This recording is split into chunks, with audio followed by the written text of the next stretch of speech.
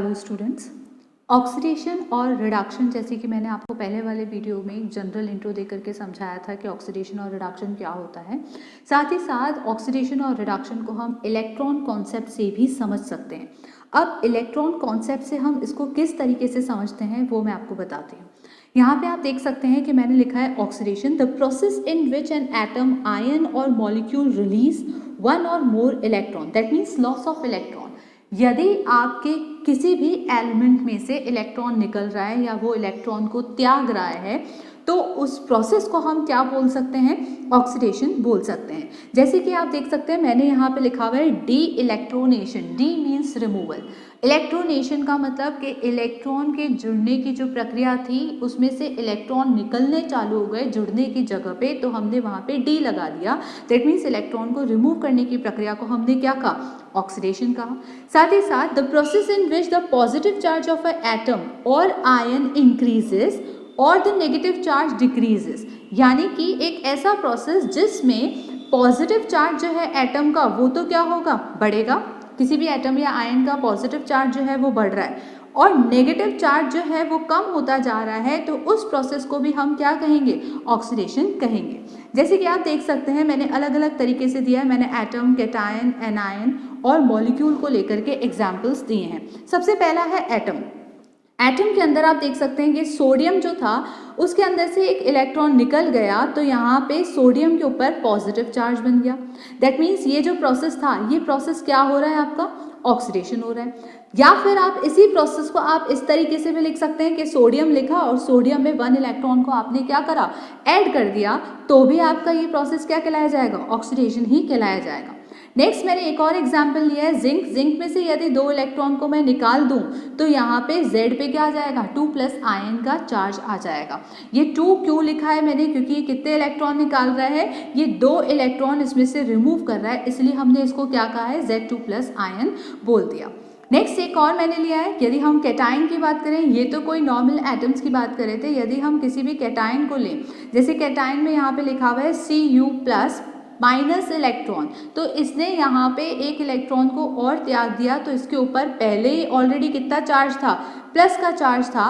Plus अगर अपन बोल रहे हैं कि यहाँ पे जैसे सपोज करें, मैंने यहाँ पे आपको लिख करके बताती हूँ कि पहले जो कॉपर था उसके पास एक इलेक्ट्रॉन ऑलरेडी था, मतलब एक इलेक्ट्रॉन ऑलरेडी ले चुका था। अब इसने क्या किया, एक इलेक्ट्रॉन को और रिमूव कर दिया, तो इसके ऊपर जो चार्ज था वो जस्ट इसका क्या हो गया, डबल हो गया। क्योंकि पहले कितने थे, एक इलेक्ट्रॉन ये दे करके बैठा था, इसने एक इलेक्ट्रॉन और निकाल दिया, तो ये Cu2+ आयन में चेंज हो गया।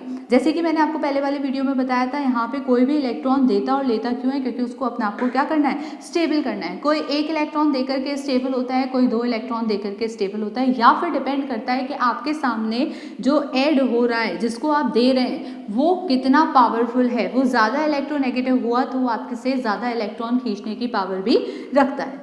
नेक्स्ट इसके अंदर एनायन का मैं बता रही हूँ। एनायन में मैंने यहाँ पे लिखा हुआ है 2Cl-, फिर इसके साथ मैंने लिख दिया कि इसमें से 2 इलेक्ट्रॉन और निकल गए, तो यानी कि ये ऑलरेडी कैसा था, ये नेगेटिव चार्ज था। नेगेटिव का मतलब क्या था कि इसने एक इलेक्ट्रॉन जो था वो ले रखा था और इसके आगे नंबर कितने लिखे हुए, 2 लिखे हुए, यानी कि कुल मिलाकर के इसने एक और एक 2 इलेक्ट्रॉन क्या कर रखे थे, एक्सेप्ट कर रखे थे। और यदि उसने वो इलेक्ट्रॉन्स वापस से दे दिए तो वो वापस से क्या हो जाएगा, स्टेबल हो जाएगा। कैसे, Cl2 बन करके। होप सो आपको ये समझ में आया होगा। नेक्स्ट इसके बाद मैंने एक मॉलिक्यूल लिया है। मॉलिक्यूल का एग्जाम्पल देख रहे हैं कि H2S हाइड्रोजन सल्फाइड है, उसके अंदर से मैंने 2 इलेक्ट्रॉन जो थे वो निकाल दिए, तो इसका ब्रेक डाउन हो जाएगा और ब्रेक डाउन होने पे क्या हो रहा है, 2H+ आयन का फॉर्मेशन हो रहा है और प्लस सल्फाइड जो है वो अपना आप को स्टेबल कर गया, क्योंकि इसके पास क्या होता है, ऑलरेडी चार्ज होता है -2 का, तो इसने 2 इलेक्ट्रॉन ले लुआ करके अपना आप को स्टेबल कर लिया। नेक्स्ट आप देख सकते हैं मैंने यहाँ पे लिखा है कि all the about reaction in which the electron are lost, इसको हम क्या बोलेंगे, ऑक्सीडेशन हाफ रिएक्शन। हाफ क्यों बोल रहे हैं, क्योंकि अभी हमने सिंगल की बात करी है, हाफ अभी इधर रिमेनिंग है और हाफ हम बोल चुके हैं, तो ये ऑक्सीडेशन की हाफ रिएक्शन है, यानी कि जिसमें 2 रिएक्टेंट मिलकर के रिएक्शन को क्या कर रहे हैं, आगे बढ़ा रहे हैं और प्रोडक्ट बना रहे हैं। नेक्स्ट अपन रिडक्शन पढ़ते हैं। जैसे कि मैंने आपको पहले वाले वीडियो में बताया था कि ऑक्सीडेशन और रिडक्शन जो है एक दूसरे के वाइस वर्सा हैं, और अभी मैंने आपको बताया कि ऑक्सीडेशन क्या है।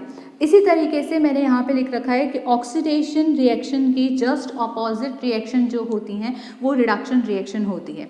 हमने लिखा वहाँ पे डी इलेक्ट्रोनेशन था, यानी कि इलेक्ट्रॉन का रिमूवल हो रहा था, उसे हमने ऑक्सीडेशन बोला था।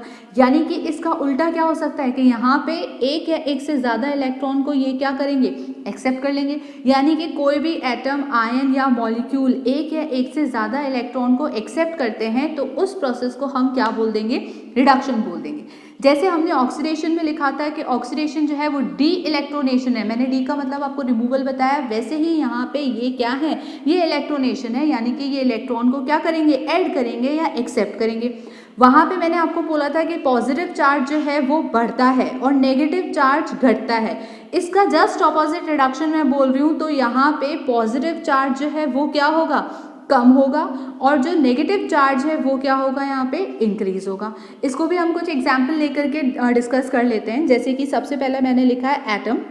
एटम में मैंने क्लोरीन लिया है और क्लोरीन के अंदर यदि मैंने एक इलेक्ट्रॉन एक्सेप्ट कर लिया और अपना आप को स्टेबलाइज कर दिया तो मेरे ऊपर Cl- का चार्ज चढ़ जाएगा। यानी कि कोई भी क्लोरीन है और उस क्लोरीन ने अगर एक इलेक्ट्रॉन ले लिया तो उस एक इलेक्ट्रॉन के लेने के कारण क्लोरीन पे क्या हो जाएगा, नेगेटिव चार्ज चढ़ जाएगा। यहाँ पे नेक्स्ट दे रखा है कैटायन। कैटायन में मैंने यहाँ पे दे रखा है कि आयरन है।